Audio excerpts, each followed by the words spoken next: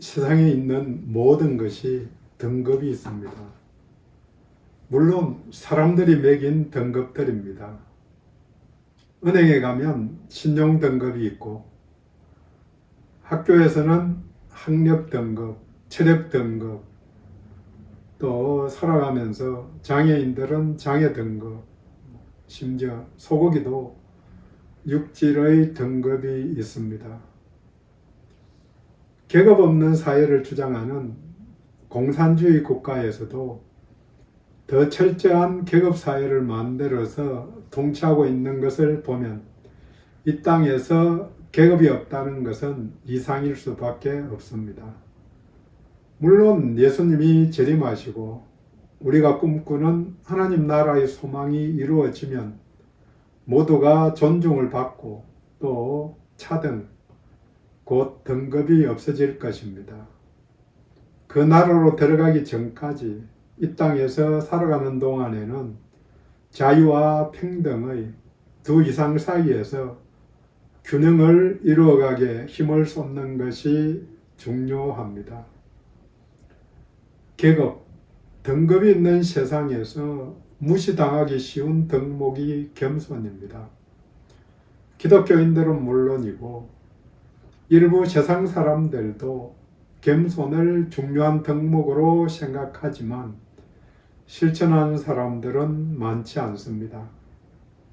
세상에서는 존재감, 자존감을 중시하기에 겸손, 양보 같은 덕목은 구시대의 유물과 같이 되었습니다. 오늘의 주제는 겸손입니다. 성경에서 겸손이라는 단어가 40절에 걸쳐서 나타납니다. 남을 존중하고 자기를 내세우지 않는 태도가 세상이 말하는 겸손입니다.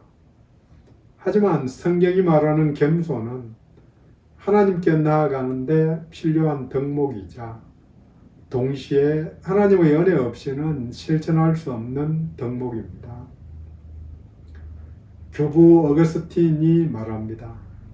하나님께서 보여주신 진리, 즉 우리의 연약함을 알게 하시는 진리 이외의 다른 것에 머물지 마십시오. 이를 위해 필요한 것은 첫째도 겸손, 둘째도 겸손, 그리고 셋째도 겸손입니다. 한마디 더 말합니다. 위대한 영성의 건축물을 짓고자 합니까? 가장 먼저 겸손을 기초로 삼으십시오. 문제는 자연인으로 우리는 겸손할 수 없다는 점입니다. 첫 인간 아담부터 교만한 이래 모두가 교만의 성품을 가졌기 때문입니다. 사도 베드로를 통해 하신 명령입니다. 베드로전서 5장 5절.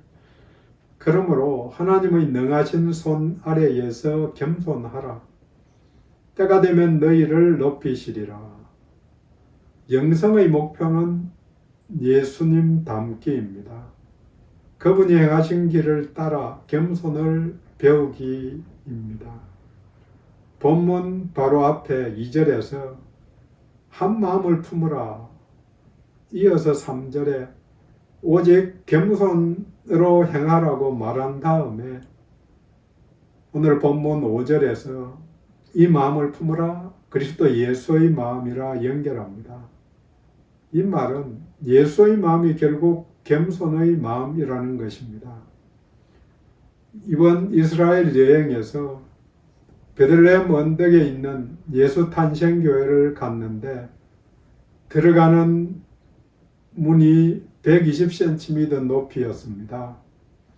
그 문 이름이 겸손의 문입니다. 문이 낮으니까 허리를 굽혀야 들어갈 수 있기 때문입니다. 허리를 굽힌다고 마음이 겸손해지지는 않지만 다시 한번 생각해 볼 수는 있을 것입니다. 성경을 읽는 길이 두 가지 있습니다. 하나는 윤리적으로 읽는 것이고 또 하나는 구원론적으로 읽는 것입니다. 오늘 본문도 마찬가지입니다. 윤리적으로 읽는다는 것은 우리도 그렇게 살아야 한다고 읽는 것이고, 구원론적으로는 예수님이 그렇게 행하셔서 구원의 주가 되셨다고 읽는 것입니다. 오늘은 본문이 초대교회의 신앙 고백이자 예수 참가임을 알고 9절에서 11절까지의 내용과 같이 하나님이 높이시는 자이신 주 예수 그리스도의 삶, 겸손한 삶을 정리한 짧은 세 절, 6, 7, 8절을 중심으로 겸손의 영성을 함께 나누도록 하겠습니다. 본문은 겸손의 영성을 세 가지 형태로 반복하여 강조하면서 드러내어 우리를 도전합니다. 겸손의 영성 첫 번째로 자기 포기의 영성입니다. 6절, 그는 근본 하나님의 본체시나 하나님과 동등됨을 취할 것으로 여기지 아니하시고, 취하지 않았다는 말은 보류했다, 포기했다는 의미입니다. 하나님의 본체, 출발이 하나님이심을, 또 하나님과 함께 천상의 영화를 누리신 분임을 말합니다. 쉬운 성경은 그분은 하나님과 똑같이 높은 분이셨지만 하고 번역하고, 현대어 성경은 그리스도께서는 하나님이면서도 라고 번역합니다. 그리스도는 하나님이십니다. 그런데 천상의 자리에서 스스로 겸허히 신적인 동질성을 포기하신 것입니다. 자기 권리와 영광을 포기하신 것입니다. 이 자기 포기가 예수님의 인류 구원의 첫걸음입니다. 이 결단이 성육신으로 이끌었습니다. 이 자기 포기에 응답해서 이러므로 하나님께서 하신 일이 11절과 연결됩니다. 모든 입으로 예수 그리스도를 주라 시인하여 동등됨을 포기한 아들에게 하나님과의 동등됨을 만물의 주인이시라는 호칭으로 곧 주라 시인하게 하셨습니다.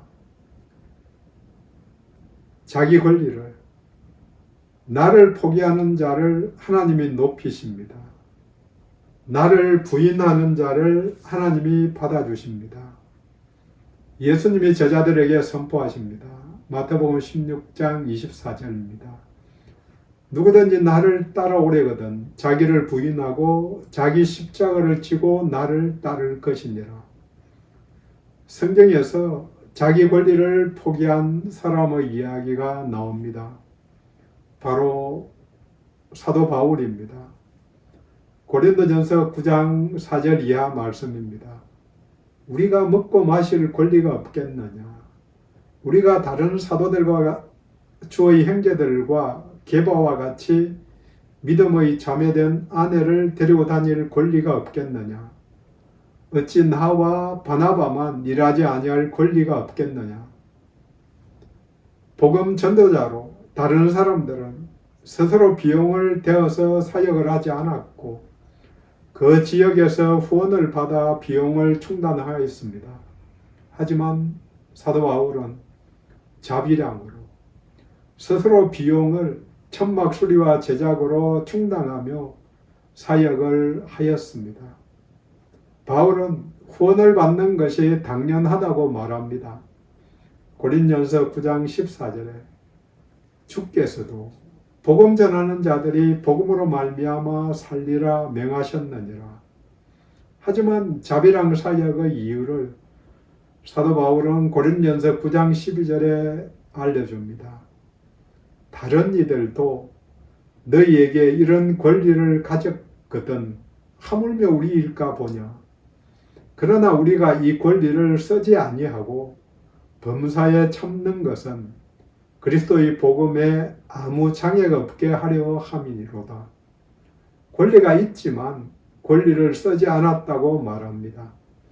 그 이유는 복음에 장애가 없게, 걸림이 없게, 순수성이 훼손되는 문제가 없이 하기 위해서 자기 권리를 포기했다고 선언합니다. 그런 그를 하나님이 높이셨습니다. 예수만 드러내기를 원하는 그 마음을 하나님이 기쁘시게 받으셨습니다. 성경적 자기 포기는 자발적인 권리 양도입니다. 세상 사람들이 선택하는 자기 포기는 자포자기일 따름입니다. 체념이나 어쩔 수 없는 양보가 아닙니다. 자기 포기가 안 되는 이유는 인정받고 싶은 욕구, 원초적 욕망에 속하기 때문입니다. 자기 포기에 따라서 성도가 할 일을 보면 또 겸손한 마음으로 해야 할 일, 4절 후반부와 연결이 됩니다. 각각 다른 사람들의 일을 돌보아. 자기 포기가 될 때에 다른 사람들의 일을 돌아보고 또 돌볼 수 있습니다. 왜 나에게 매몰되는가? 나밖에 없는가? 자기 포기가 안 되기 때문에. 예수님을 주인이라 고백하지만 내가 주인이기에 일어나는 일입니다. 예수님이 주님이십니다. 손을 움켜쥐지 말고 펴라고 말씀하십니다. 겸손의 영성은 두 번째로 자기 비움의 영성입니다. 7절 말씀입니다. 오히려 자기를 비워 종의 행체를 가지사 사람들과 같이 되셨고 8절 전반부 사람의 모양으로 나타나사 하나님이신 우리 예수님은 자기를 비우셨습니다. 성육신 하신 것입니다. 종의 행체를 가지셨다. 또 사람들과 같이 되셨고 사람의 모양으로 나타나셨습니다. 종됨과 사람됨 두 가지를 모두 기억해야 합니다. 합쳐서 보면 종의 본체를 가진 사람입니다. 보통 사람들은 예수님이 십자가에서 죽으심이 가장 큰 일로 보는 것 같습니다. 물론 그 말도 맞지만 저는 개인적으로 하늘에서 땅으로 오신 성육신의 가장 큰 사건으로 봅니다. 자기 포기에 이은 인류 구원 역사의 두 번째 사건이지만 성육신이 이 땅에서 일어난 첫 번째 사건, 출발입니다. 또 자기 비움의 성육신 사건 자체가 우리들의 인식을 넘어서기도 하고 그 격차가 너무 크기 때문입니다. 사실 그 다음에 나오는 십자가의 죽으심은 아프고 암에 걸리고 하는 것과 같이 또 선한 일을 하려다가 남을 돕다가 죽는 것과 같이 사람으로서 능히 당할 수 있는 일이지만 성육신은 차원이 달라진 것입니다. 4차원 이상으로 N 차원의 하나님이 3차원 공간의 세상에 들어오신 것입니다. 예수 그리스도께서는 자기를 비우셨습니다. 이 자기 비움에 응답해서 하나님이 하신 일이 10절과 연결됩니다. 하늘에 있는 자들과 땅에 있는 자들과 땅 아래 있는 자들로 모든 무릎을 예수의 이름에 꿇게 하시고, 무릎을 꿇는다는 말은 굴복한다, 확장해서 경배한다, 예배한다는 의미입니다. 영광을 받는 신분으로 선비하신 것입니다. 자신을 비우신 예수를 우리 하나님이 높이십니다. 자기를 비우는 자를 하나님이 높이십니다. 이 비움은 가난함의 영성이라고 말할 수도 있습니다. 잘 아시는 팔복 첫 번째, 심령이 가난한 자는 복이 있나니 천국이 그들의 것이며, 심령, 마음이 가난한 자가 복이 있습니다. 마음이 비워져 있어야 복음, 기쁜 소식, 예수님을 받아들일 수 있는 마음이 되기 때문입니다. 성경적 자기 비움은 옛사람의 정욕과 같이 세계를 버린다는 것입니다. 세상적 가치관, 세상적 우선순위를 버리는 것입니다. 이는 곧 세상적 체험에서 해방되는 것입니다. 이는 풍요의 시대에 채우라는 이 세상의 요청을 거부하는 것입니다. 자기 비움이 왜 잘 안 되는가? 채워야 할 창고가 있기 때문입니다. 세상 것으로 배가 부르면 복음을 받아들이기가 그만큼 어려워집니다. 이에 성도가 할 일을 보면 겸손한 마음으로 할 일, 사절 전반부와 연결됩니다. 각각 자기 일을 돌볼 뿐더러 자기 비움이 될 때 진정으로 자기 자신을 돌볼 수 있습니다.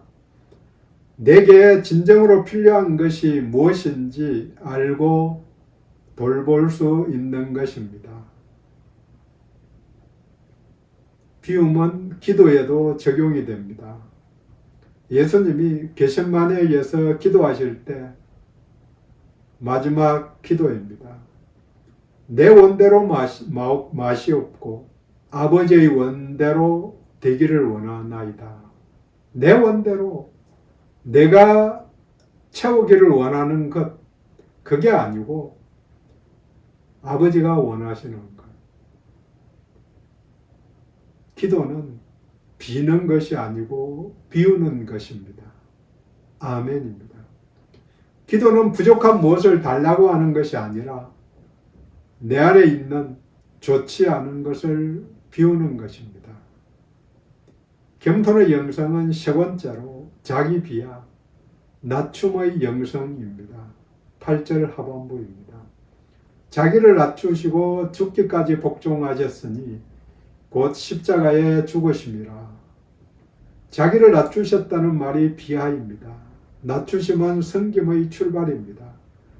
자기 비움에서 나누었듯이 예수님이 종으로 또 사람같이 되셨는데 종의 의무이자 특성이 복종, 죽기까지 복종하신 것입니다. 그리고 사람의 특성이 죽음, 곧 십자가에서 죽으심입니다. 이 모든 것이 자신을 낮추심으로 인해 일어난 섬김의 사건입니다. 예수님이 이 섬김을 위해서 희생 제물이 되기 위해 오셨다고 선포하셨습니다. 마가복음 10장 45절입니다.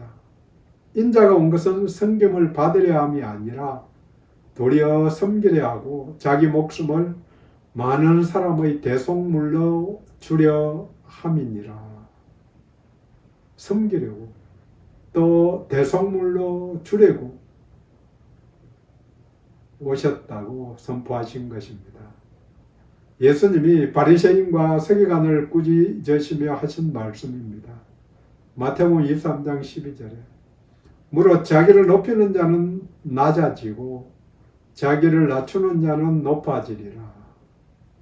또 바리새인과 세리의 기도를 듣고 하신 평가입니다. 누가복음 18장 14절에 내가 너희에게 이르노니 이에 저 바리새인이 아니고 이 사람이 의롭다 하심을 받고 그의 집에 내려갔느니라. 무릇 자기를 높이는 자는 낮아지고 자기를 낮추는 자는 높아지리라 하시니라. 자신이 선포한 말씀과 같이 예수 그리스도께서는 자기를 철저히 낮추셨습니다. 이 낮춤에 응답해서 이러므로 하나님이 하신 일이 9절과 연결됩니다. 그를 지극히 높여 모든 이름 위에 뛰어난 이름을 주사 지극히 높이셨습니다. 나의 품위를 낮추는 자를 하나님이 높이십니다. 모든 이름 위에 뛰어난 이름이 되게 하십니다. 내 이름 위에 뛰어난 예수를 인정해야 합니다. 살아가면서 내 이름, 내 능력, 내 인격으로는 안 됨을 인정해야 합니다. 낮춤, 자기 비하는 섬김으로 드러납니다. 타인을 이해하는 것은 남들 아래에서든지 엎드리면 됩니다. 그러면 타인의 마음이 보이기 시작합니다. 이에 성도가 할 일, 겸손한 마음으로 해야 할 일이 3절 후반부와 연결이 됩니다. 각각 자기보다 남을 낮게 여기고, 남을 낮게 여기는 것, 그게 곧 자기 비하입니다. 스스로를 높이는 이 세상을 거부해야 합니다. 하나님이 높이시는 자, 자기를 포기하는 자입니다. 자기를 비우는 자입니다. 자기를 낮추는 자입니다.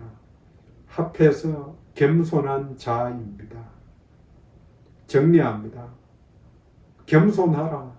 단순한 명령이지만 생명이 달린 말씀입니다. 겸손은 자기 포기입니다. 또 겸손은 자기 비움입니다. 마지막으로 겸손은 자기 비하입니다. 포기하는 자가 비울 수 있습니다. 또 비우면 낮아질 수 있습니다.